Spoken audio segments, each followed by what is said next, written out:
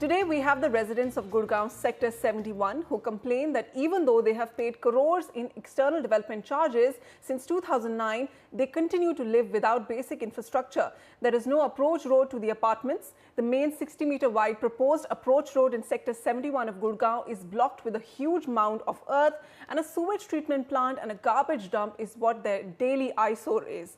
Onitam Ojha reports.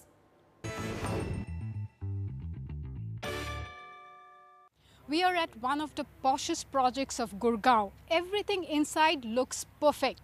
Just that the infrastructure outside is what none of these residents here ever expected. This is because they have paid all their external development charges, but the Huda authorities did very little. So let us now listen from the residents themselves. Sir, first coming to you, I can see that the main approach to your property is blocked. When we moved here, we are assured that a sector road is going to pass through in front of our gate. That will be a mere artery to our condominium for coming and going out. But we found that almost I moved here back more than 14 months here.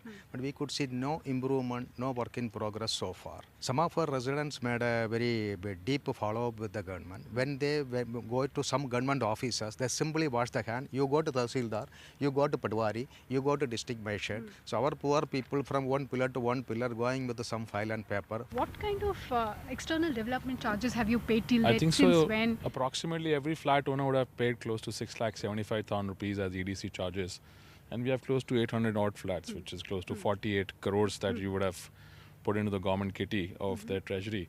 But I guess that in the name of EDC, they're just making fool of the population which is living around. As they only clear the land for the builders to construct, but there's no infra support. In the name of infra, they're just fooling people. They're taking them for a ride, and they don't support them in terms of basic amenities like providing water connections, power backups, electricity. Roads are in a mess, including the national highway, which has just been declared as Sona Road. NH 248-8 has been declared as.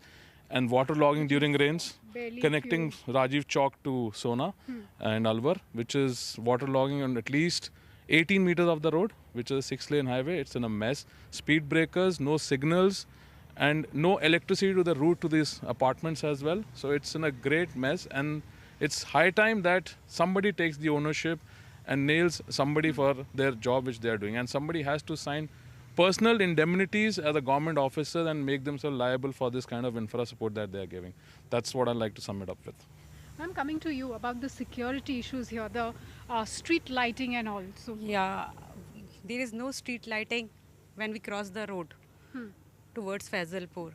And because of that, there is no security also. When we go outside at about 7 p.m. onwards, there are no lights. So it's very difficult to ride towards Subhash Chowk and all. Yeah, and you were also mentioning about if somebody is ill at home, how difficult if somebody is ill, like in our home, it's very difficult to drive and go to the doctor at night. It takes around 1 hour to go there. And it's very difficult for ladies and the girls to go all around after 7. Thank you all. Thank you so much for joining me here today. So there you go. Crores of rupees paid as external development charges, but very little of civic amenities being provided by the government authorities. So maybe online payment of external development charges could be the answer to tracking where the residents' money is going and where it gets spent.